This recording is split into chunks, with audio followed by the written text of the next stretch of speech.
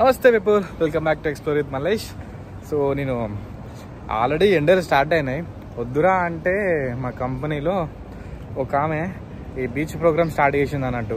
రేపు బీచ్కి వెళ్ళాలంట. అది కూడా మళ్ళా పొద్దున 11 గంటలకు బయలుదేరాలంట. పొద్దున 11 అంటే ఆ టైంకి ఎండ మండిపోద్ది. సో వెళ్ళేసరికి 12 అవుతుంది. ఇంకా ఆ టైంకి అయితే ఇంకా మరీ ఎండగా ఉంటుంది. చెప్తే అర్థం చేసుకోరు. ఒక 20 మంది దాకా ఉన్నాం అన్నట్టు.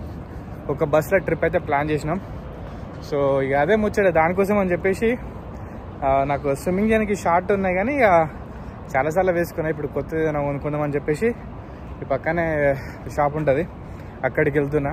చూద్దాం రేపు ఎట్లయితుందో ట్రిప్పు. ఆ ఎండకు మాడిపోతాం. ఆల్రెడీ మనం కర్రెగా ఉంటాం, ఆ ఎండకి ఇంకా మరీ దారుణంగా అయిపోతాం.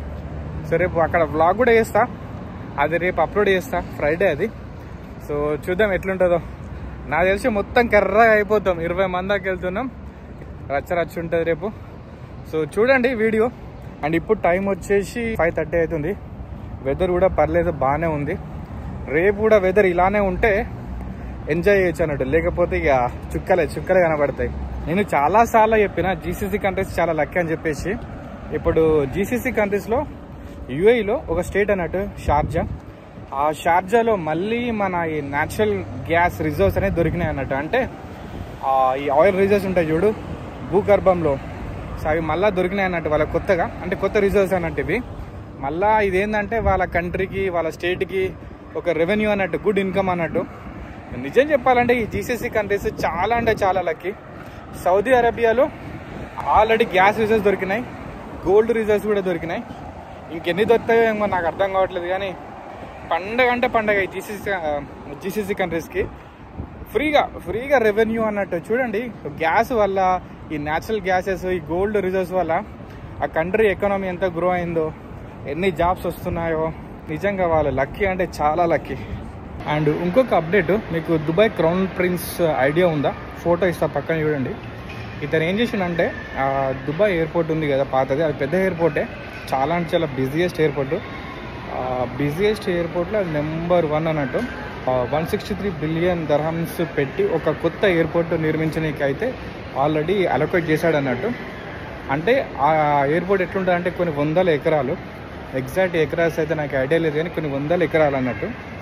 అందులోనే హోటల్స్, అందులోనే పార్క్స్, ఎవ్రీథింగ్ అన్నట్టు.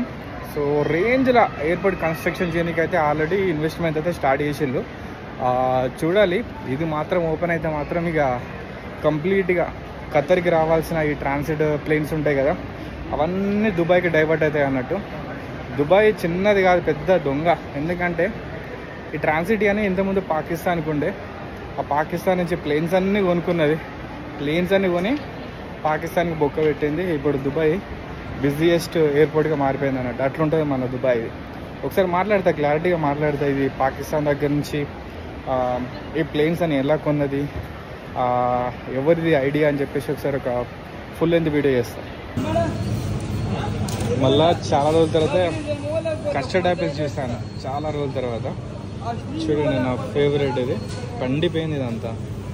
ఇది కూడా చిన్నప్పుడు చెట్ల మీద కూర్చొని పండు తినటోండి, ఇప్పుడు కొనుక్కొని తినాల్సిన సిచ్యువేషన్.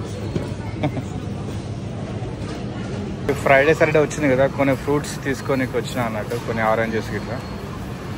చూడండి ఖతార్లో షాప్స్ ఇలా ఉంటాయి అన్నట్టు, క్యారీఫోర్లో.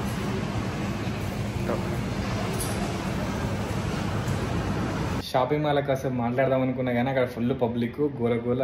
ఇక మనకంత సెట్ కాదని చెప్పేసి ఇప్పుడు అపార్ట్మెంట్కి వచ్చా, ఫ్రెష్ అప్ కావాలి. అండ్ నా కొత్త ఫ్రెండ్ తెలుసు కదా, ఆల్రెడీ ఒక చిన్న షార్ట్ వీడియో చేశాను. నా ఫ్రెండ్ ఇప్పుడు కిటికీ బయటనే ఉంటుంది. ఒకసారి చూపెడతా, మీరు చూడండి నా ఫ్రెండ్ని. చూద్దాం ఇప్పుడు ఏం చేస్తుందో నా ఫ్రెండ్. కిటికీ ఓపెన్ చేయగానే పారిపోతుంది. పొద్దున కొన్ని మొక్కజొన్న గింజలు ఉంటాయి కదా, వేసిన. చూద్దాం. ఇప్పుడేం పారిపోవట్లేదు. కిటికీ ఓపెన్ చేస్తే పారిపోతుంది అన్నట్టు. అంటే డే టైంలో పారిపోతుంది, నైట్ టైంలో పారిపోతలేదు. పడుకుంది పావురం, నా కొత్త ఫ్రెండ్ అన్నట్టు. Okay, good night. Sorry for disturbing. Bye.